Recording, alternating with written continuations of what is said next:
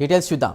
కల్వకుంట్ల కవిత తన రాజీనామా తర్వాత ఎక్స్ వేదికగా స్పందించారు. నిజం మాట్లాడడానికి ఇంత ఖర్చు అయితే తెలంగాణ ప్రజల కోసం 100 రెట్లు ఖర్చైనా చెల్లించడానికి తాను సిద్ధంగా ఉన్నానన్నారు.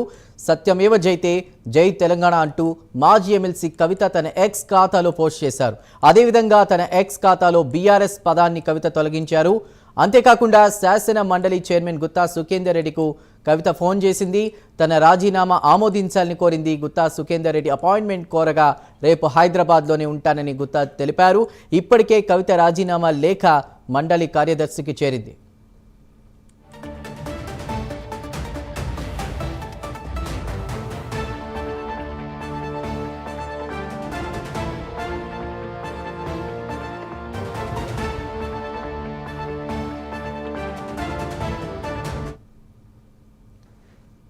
కల్వకుంట్ల కవిత తన రాజీనామా తర్వాత ఎక్స్ వేదికగా స్పందించారు. ప్రస్తుతం తన రాజీనామా లేఖను కూడా సమర్పించినట్టు తెలుస్తోంది. డీటెయిల్స్ అందించడానికి మా ప్రతినిధి చందు సిద్ధంగా ఉన్నారు.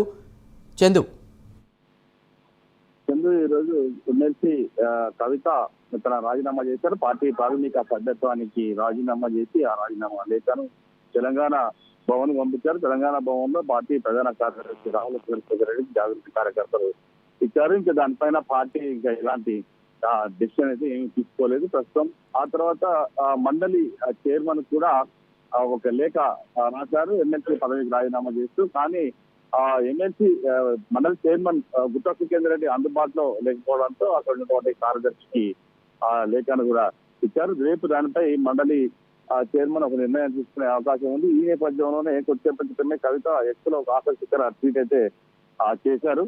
నిజాం మాట్లాడడానికి ఇంత మూల్యం చెల్లించాల్సి వస్తే తెలంగాణ ప్రజల కోసం నేను 100 రెట్లు మూల్యం చెల్లించడానికి సిద్ధంగా ఉన్నాను. సత్యమేవ జైతే జై తెలంగాణ అంటూ కూడా ఆమె ట్వీట్ చేశారు. అదే ముఖ్యంగా ఆమెను పార్టీ నుంచి సస్పెండ్ చేయడం పైనే ఈ యొక్క ట్వీట్ పెట్టడం చాలా స్పష్టంగా అవుతుంది. అది నిజం మాట్లాడితే సస్పెండ్ చేస్తారా అని అర్థం వచ్చేలా కూడా ఆమె మాట్లాడి ఇక్కడి నుంచి అన్ని నిజాలే మాట్లాడతాను, ఎంత మూల్యం చెల్లించడానికి ఎంత సిద్ధంగా ఉన్న నిజాలు మాట్లాడి అంటూ కూడా ఆమె ట్విట్టర్ లో పేర్కొన్న పరిస్థితి కనిపిస్తుంది. మొత్తంగా చూసినట్టయితే బీఆర్ఎస్ పార్టీతో పూర్తిగా తెగదింపులు చేస్తున్నట్టే కవిత ఇంకా మళ్ళీ పార్టీలోకి వచ్చే అవకాశం అయితే ప్రస్తుతం అయితే కనిపించడం లేదు.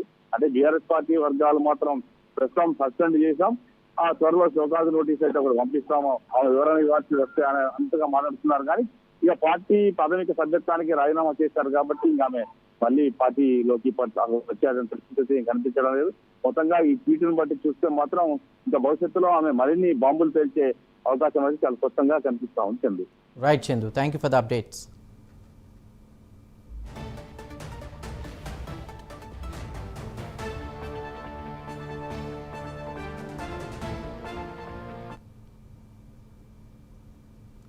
రైట్, కల్వకుంట్ల కవిత తన రాజీనామా తరువాత ఎక్స్ వేదికగా స్పందించారు. నిజం మాట్లాడడానికి ఇంత ఖర్చు అయితే తెలంగాణ ప్రజల కోసం 100 రెట్లు ఖర్చు అయినా చెల్లించడానికి తాను సిద్ధంగా ఉన్నానన్నారు కవిత.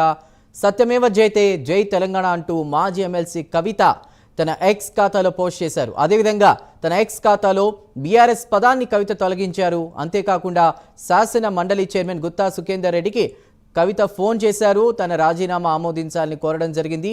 ఇక గుత్తా అపాయింట్మెంట్ కోరగా రేపు హైదరాబాద్లోనే ఉంటానని గుత్తా తెలిపారు. ఇప్పటికే కవిత రాజీనామా లేఖ మండలి కార్యదర్శికి చేరింది.